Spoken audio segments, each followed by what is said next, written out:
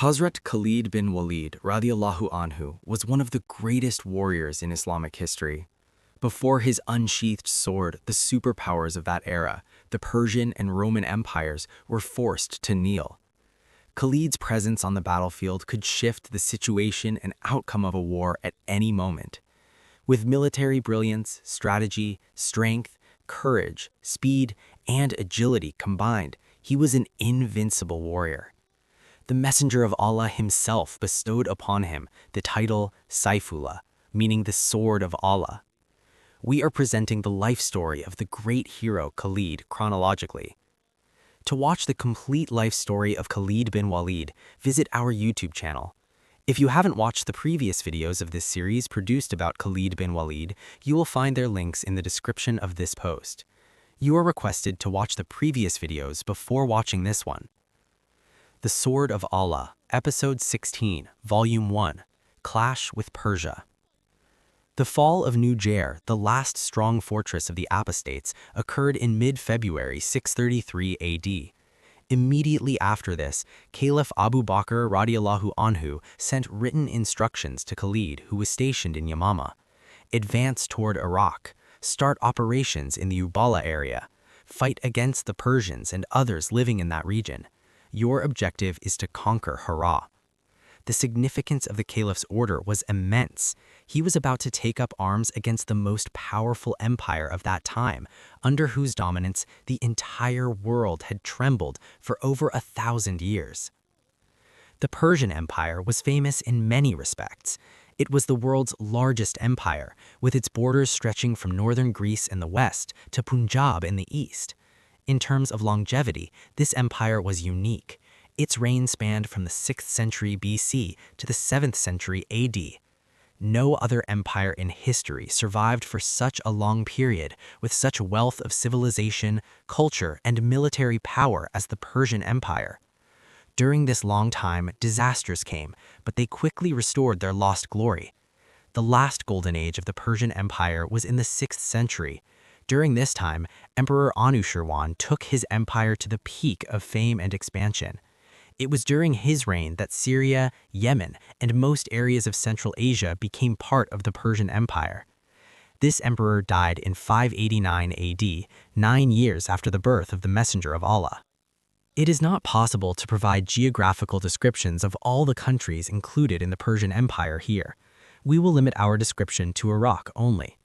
Although Iraq did not enjoy the status of a sovereign country at this time, it enjoyed much independence as one of the many provinces included in the Persian Empire.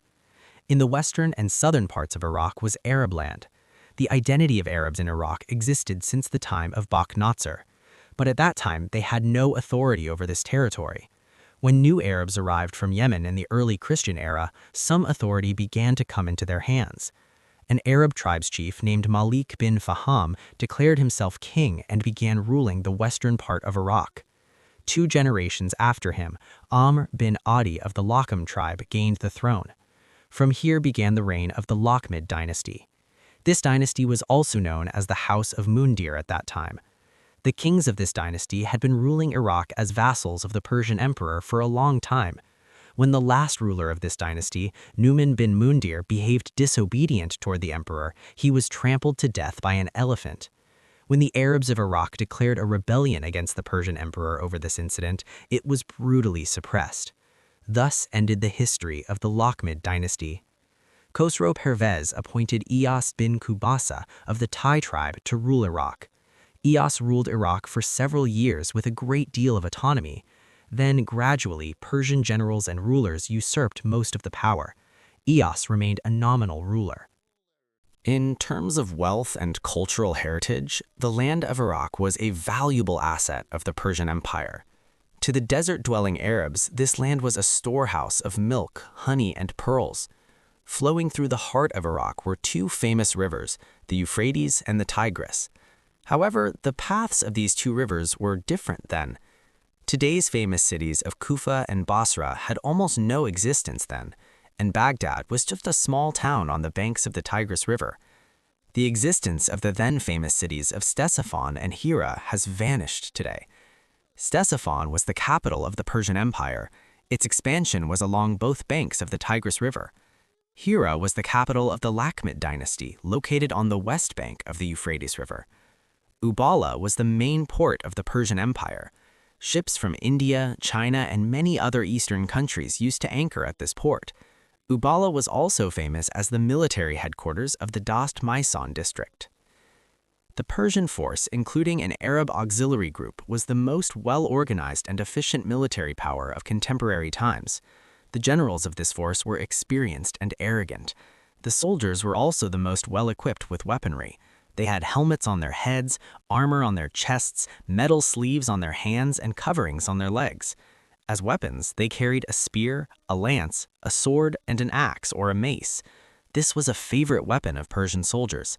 They would hang 1 or 2 bows from their helmets and keep 30 arrows and 2 extra bowstrings with them.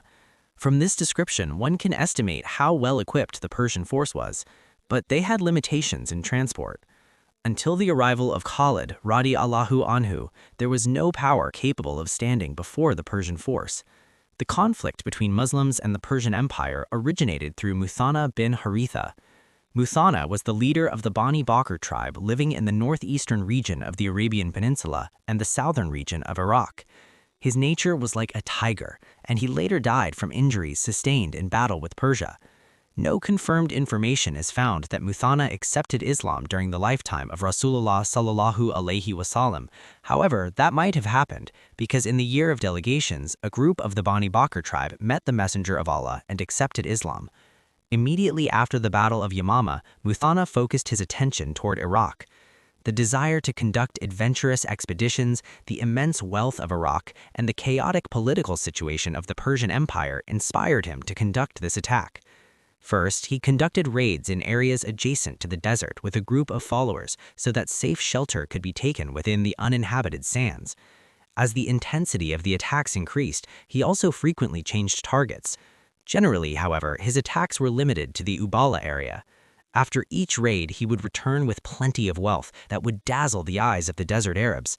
On the other hand, the opponent's military installations began to feel helpless against his ghostly attacks.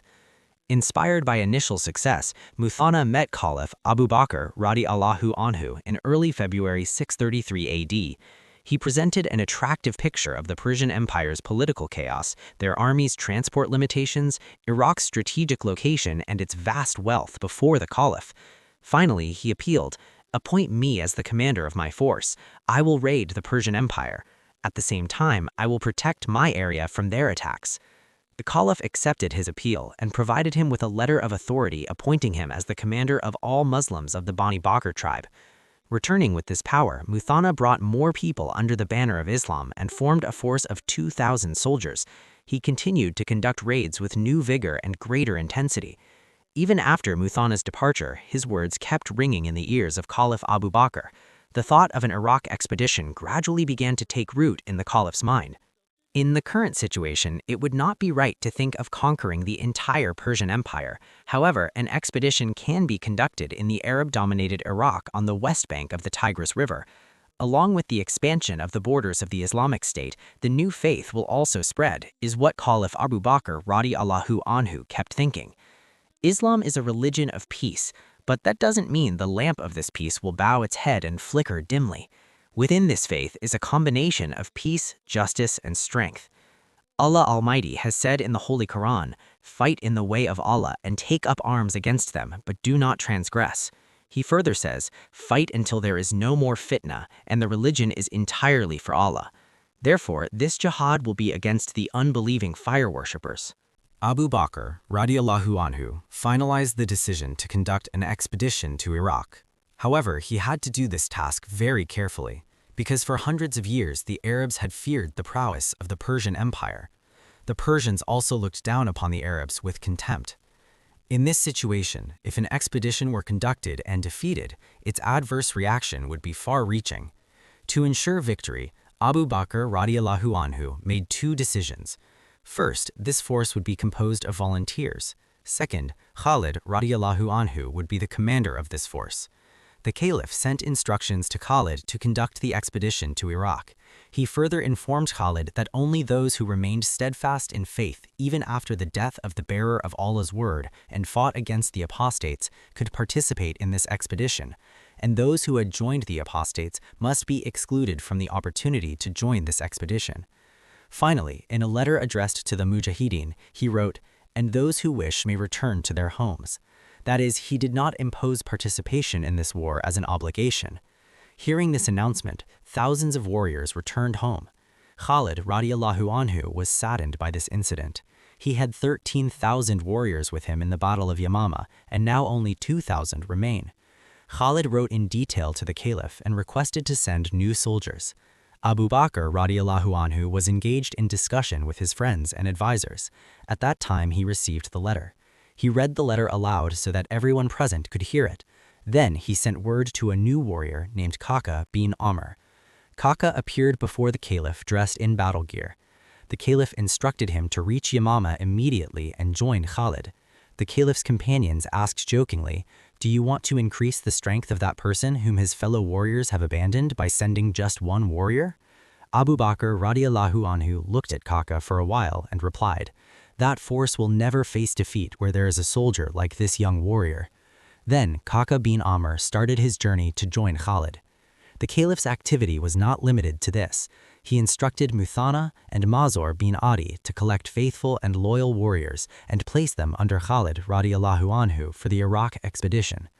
After sending this instruction, the Caliph began to pass time somewhat without anxiety.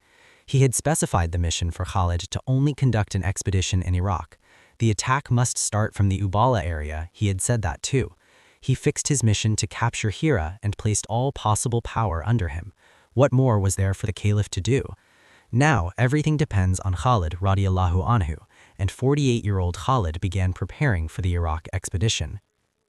Upon receiving the Caliph's instructions, Khalid became active in forming a new force. He sent representatives to Yamama and distant areas of Central and North Arabia, calling upon brave warriors to participate in the Iraq expedition. Responding to his call, thousands of brave warriors gathered. Among them were many Khalid's old comrades who participated in the war against the apostates, who after meeting their families decided to join the adventurous victory expedition again. There was actually an attraction in the name of Khalid himself. Joining a campaign with him meant gaining success in both worlds, victory in the way of Allah on one hand, and gaining plenty of wealth and slaves on the other. Within a few weeks, a massive force of 10,000 soldiers was ready for the expedition. There were 4 Muslim tribal chiefs with a large number of followers in northeast Arabia. They were Muthanna bin Haritha, Mazor bin Adi, Harmala, and Salma. The Caliph had already instructed the first 2 to participate in the Iraq expedition under Khalid's command with their soldiers, as mentioned earlier. Khalid informed these 4 individuals via letter about his appointment as the commander of the Muslim force by the Caliph and the mission provided by the Caliph. He instructed them to meet him in the Ubala area with their soldiers. It is thought that Muthanna was not satisfied with this arrangement. He had hoped that the Caliph would appoint him as the commander of this independent force. However, despite the Caliph appointing Khalid as the commander, he joined Khalid radiallahu anhu with his soldiers according to the Caliph's instructions. He wanted to prove his capability as an excellent deputy commander. Each of the 4 tribal chiefs joined Khalid radiallahu anhu with 2,000 soldiers each. As a result, Khalid entered Iraq with 18,000 soldiers. This was the largest organized Muslim force to date. In the 3rd week of March 633 AD, Khalid radiallahu anhu set out from Yamama toward Iraq. Before that, he sent the following call via letter to Hormuz, the governor of Dast Maisan, the border district of the Persian Empire. He said, "Gain security by joining under the banner of Islam, or acknowledge the payment of jizya tax. We will provide security for your people. Otherwise, you alone will be responsible for the consequences. I am advancing with a group of people who desire death as much as you love life." Hormuz read the letter with anger and hatred and informed the Persian Emperor Ardashir about Khalid's threat. He decided to teach the Arabs a ruthless lesson. Khalid radiallahu anhu began the advance from Yamama by dividing his force into 4 groups. The purpose of this division was to avoid the fatigue and waste of time of a massive force traveling together. Each of these 4 groups started the journey 1 day apart. This one-day gap was such that it would facilitate movement and also allow for quick reassembly if necessary. Khalid radiallahu anhu started the journey with the third group, that is, on the third day of the expedition. On the eve of the journey, the Muslim force took an oath for a decisive battle with Hormuz. Khalid radiallahu anhu instructed them to assemble near Hufair. Hormuz was the military governor of Dast Maisan district. He was very experienced and a very trusted person of the emperor. His responsibility was to ensure the security of this district. The district was very important to the Persian Empire from political and economic perspectives. It was the wealthiest, full of natural resources. Uballa, the main city of this district, was the main port of the Persian Empire. Land routes coming from Bahrain, Arabia, West and Central Iraq, and the heart of Persia also met at this Uballa. Consequently, the importance of defending this city was immense from a strategic consideration. There were some characteristics of royal and aristocratic behavior in Persian society. A person's status in society was expressed by the cap or hat they wore. As the rank increased, the value of the cap also increased. Those whose rank was right after the emperor wore caps worth 1 lakh dirhams studded with diamonds, pearls, and other precious stones. Hormuz was also a person of this rank. This man of imperialistic and arrogant nature looked down on the local Arabs with hatred, and he made no secret of it. He behaved very harshly with the Arabs. As a result, the Arabs hated and feared him. As subjects of the Persian Empire, they had no other way but to silently endure this torture by Hormuz. Immediately after receiving Khalid's letter, Hormuz organized his force and left Uballa. His assumption was that Khalid would travel from Yamama on the straight route via Kazima toward Uballa. Reaching Kazima, he deployed his force facing southwest in a formation of a center and 2 wings. He instructed his warriors to be bound to each other with the help of chains. Having deployed the soldiers, he waited for Khalid's arrival, but there was no sign of Khalid. The next morning, his scouts brought news that Khalid had traveled toward Hufair. Before leaving Yamama, Khalid radiallahu anhu had decided a strategy to confront Hormuz's force. He had been given the mission to fight against the Persians. To move forward with this mission of the Caliph, it was essential to defeat Hormuz in the first clash, and it was at all not easy to defeat the Persian force by striking their strong position in Uballa. Furthermore, Khalid was aware of the opponent's numerical superiority, skill, courage, and abundance of weaponry. However, they had one major weakness: slow speed.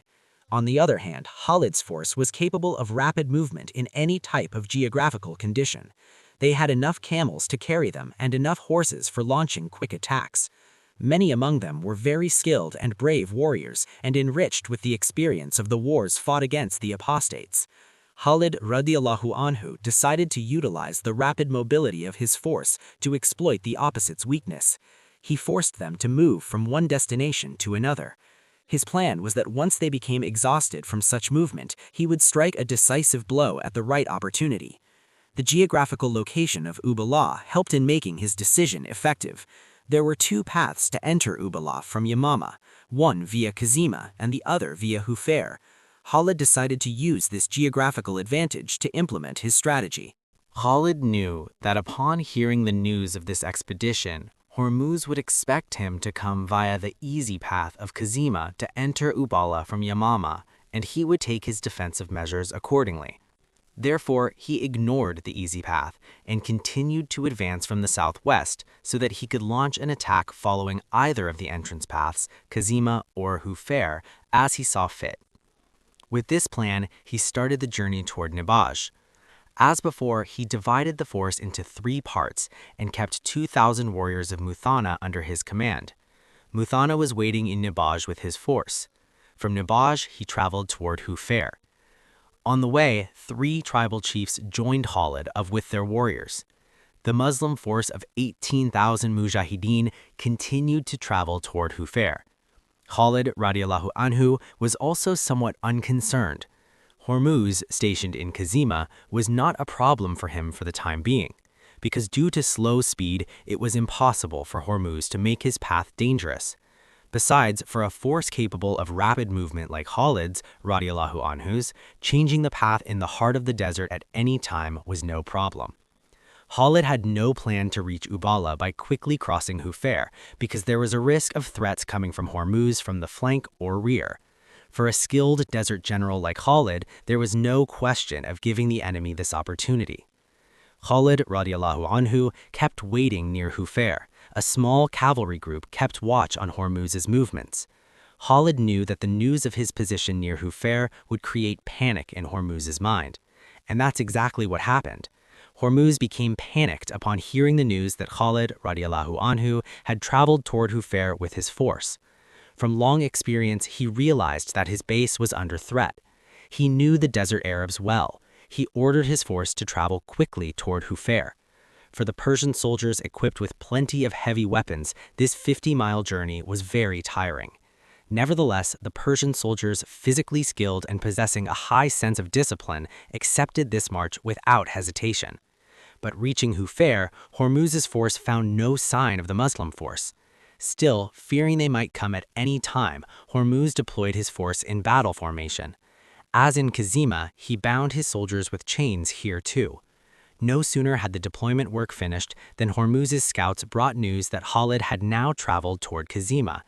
Hearing the news that Hormuz's force was coming quickly toward Hufair, Khalid radiallahu anhu withdrew his force and started a reverse journey toward Kazima. He traveled along a path not going too deep into the desert so that the Persian scouts could see them. There was no hurry in Khalid. Every one of his warriors was on the back of a mount. He was advancing slowly because he had no plan to capture Kazima by quickly advancing. If he captured Kazima, he would have to take a defensive position there, and in that case, the opponent would get the opportunity to advance and attack from whichever direction they pleased. Khalid did not want to give the enemy this opportunity. When the enemy, tired and exhausted, went into a defensive position, he himself wanted to advance conveniently, leaving the vast desert behind, and fall upon the opponent.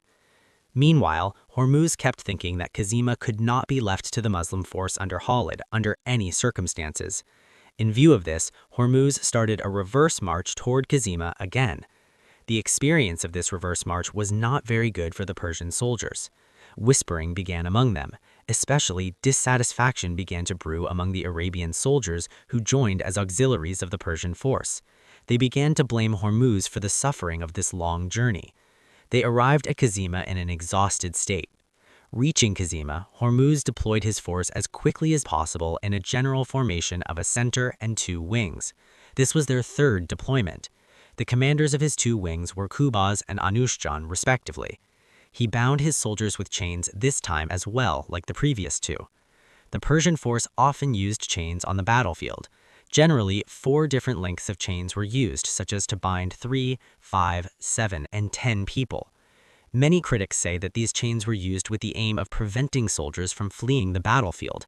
However, a more appropriate explanation could be that the soldiers wore chains on the battlefield to express their desire for a fight to the death.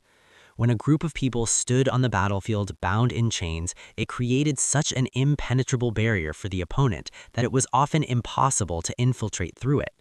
The Persian force used this strategy well with their long training and experience.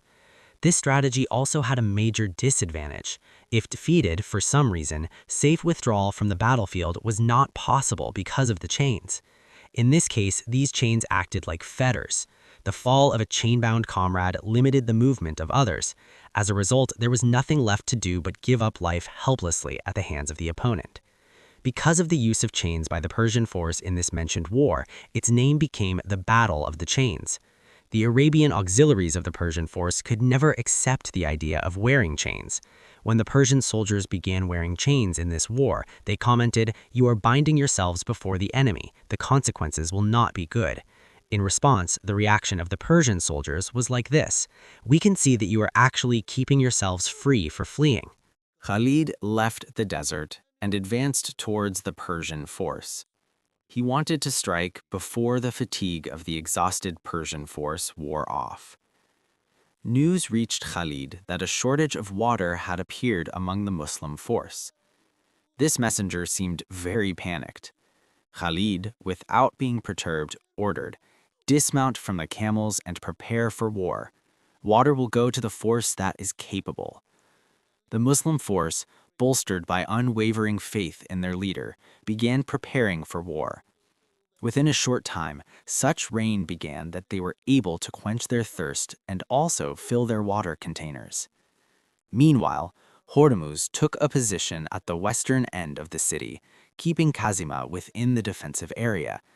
In front of them, across an area of about 3 miles, was a sandy plain full of small shrubs. Then there was a row of barren hills up to 200 to 300 feet. This row of hills extended up to Hufair, and Khalid had come to Kazima along this hilly path. This hilly area was part of the desert.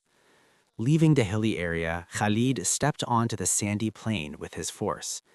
Leaving the row of hills and the desert behind, he deployed the soldiers in a general manner with the center and 2 wings. Asim bin Amr, brother of Qahqa bin Amr, and Adi bin Hatim were appointed as commanders of the 2 wings. The Battle of the Chains took place on a day in the first week of April, 633 AD. The Battle of the Chains began through the heroic duels of the commanders of the 2 forces. Hormuz was a tactical warrior. There were very few heroes in the Persian Empire who would have the courage to stand before Hormuz. Hormuz moved his horse forward and stood in a position between the 2 forces and called out, "Man-to-man combat. Where is Khalid?" Khalid then came out from within the Muslim force and stood near Hormuz's position. Both forces were eagerly waiting in silent stillness to enjoy the skill of the 2 famous generals. Hormuz dismounted from his horse and also called Khalid to come down. Apparently, this act of Hormuz was very courageous, because in a duel conducted while standing on the ground, there is not much opportunity to flee for self-defense. But in this case, Hormuz's matter was entirely different. Before coming forward for the duel, he chose several skilled warriors of his force and deployed them in a position near his location in the front line. The instruction to them was that while he kept Khalid busy in the duel, he would seek their help at the right opportunity, and they would immediately advance and surround the 2 warriors. In this opportunity, Hormuz would catch Khalid and they would kill him. After Khalid dismounted from his horse, these selected warriors were certain that Khalid was doomed this time. The 2 generals began to fight with sword and shield. They continued to strike each other heavily, but neither could overpower each other. They became surprised at each other's skill. Hormuz threw away his sword and called Khalid for a wrestling match. Due to ignorance of Hormuz's conspiracy, Khalid also threw away his sword and advanced for the wrestling match. The wrestling match began. At one stage, when they held each other firmly, Hormuz shouted for help to his selected warriors. Before understanding anything, Khalid saw that several skilled Persian warriors had already surrounded the 2 of them. Khalid realized the gravity of the situation. He had neither sword nor shield in his hand, and he was caught in Hormuz's strong embrace. It seemed there was no way out. He suddenly applied all his strength and began to roll quickly on the ground along with Hormuz. Due to the very fast rolling, it was not possible for the Persian soldiers to strike him.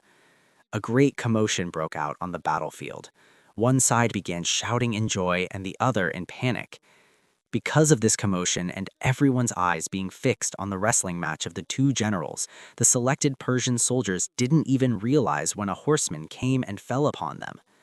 Within a moment, the headless bodies of 2 or 3 people fell to the ground and began to twitch. This horseman who joined at this breathtaking stage of the hand-to-hand combat was that Qahqa bin Amr, the only person whom Caliph Abu Bakr radiallahu anhu had sent to increase the strength of Khalid. Khalid, free from the web of the Persian soldiers' conspiracy, now focused on Hormuz. Within just 1 or 2 minutes, Hormuz's body fell limp to the ground, and Khalid slowly rose from his chest with a blood-stained knife in hand. Fresh blood kept dripping from the knife. Khalid now ordered his force to attack simultaneously. The Muslims, inspired by the failure of the opponent commander's conspiracy, jumped into the war with a spirit of revenge. An attack was launched on the Persian force simultaneously from the 2 wings and the center across the plain. Although the morale of the Persian soldiers broke somewhat at the death of the commander, they were many in number. Moreover, the iron chains helped them stay together. They continued to fight from a solid position. For a while, a balanced state prevailed on the battlefield. The chain-bound opponent continued to repel the successive blows of the rapidly moving, attacking Muslim force. But soon, the skill and courage of the Muslim force and the physical fatigue of the Persian force began to yield results, and after several intense efforts, the Muslims succeeded in creating breaches in several places of the enemy's front line. Seeing defeat imminent, the commanders of the two wings of the Persian force decided to withdraw from the battlefield and ordered the soldiers to retreat.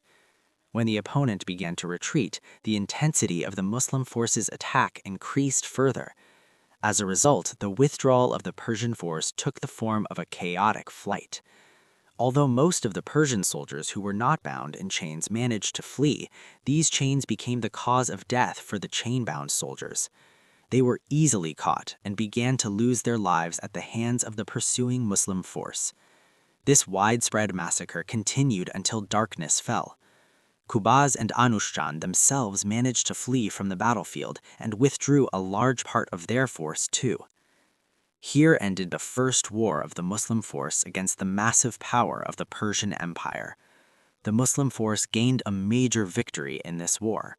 The next day was spent tending to the wounded and collecting the spoils left behind by the enemy: weapons, armor, jewelry, horses, and more.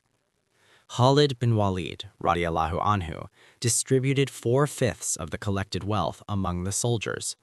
The distribution policy was that a cavalryman would receive 3 shares, while an infantry soldier received 1/3 of that.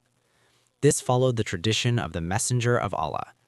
A cavalryman was given 3 shares because he had to maintain his horse, which was the most valuable asset for mobility on the battlefield for the Arabs at the time.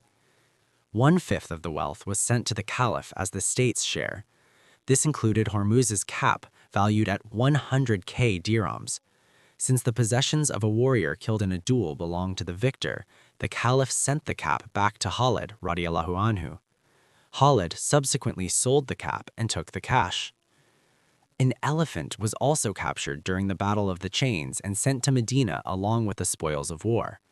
When this massive creature reached Medina, it caused a sensation in the city's inhabitants, since they had never seen such a large land animal before. However, the Caliph found no practical use for the animal and sent it back to Khalid. Its ultimate fate remains unknown. Meanwhile, the families of the Persians and their Iraqi Arab allies were taken captive. However, villagers, farmers, and shepherd families were pardoned because they agreed to pay the jizya tax and came under the protection of the Muslims. Khalid radiallahu anhu spent a few days on organizational matters before resuming the march northward with the entire army. He sent an advance party of 2k cavalry under the leadership of Muthanna to scout the area and eliminate any fleeing Persian soldiers. Muthanna arrived at the bank of a small river located north of present-day Zubair. There was a fort there named Hisnul Marayat, or the Women's Fort. It was named so because it was commanded by a woman. Muthanna besieged the fort. To avoid delaying the main advance, he left the siege to a few hundred warriors under the command of his brother, Muwakna, and moved forward with the rest of his troops. Within 2 to 3 days, the female commander realized that any attempt to resist the Muslim army was futile. Since the Persian forces had been defeated at Uballa, there was no hope of receiving reinforcements. Muwakna sent a proposal for a peaceful surrender, promising that if accepted, there would be no bloodshed, damage to property, or taking of captives. The woman agreed and surrendered. When Muwakna and the woman met, they were both pleased with each other. She embraced Islam and Muwakna married her without delay. Meanwhile, Khalid radiallahu anhu continued his journey north from Kazima with the main army.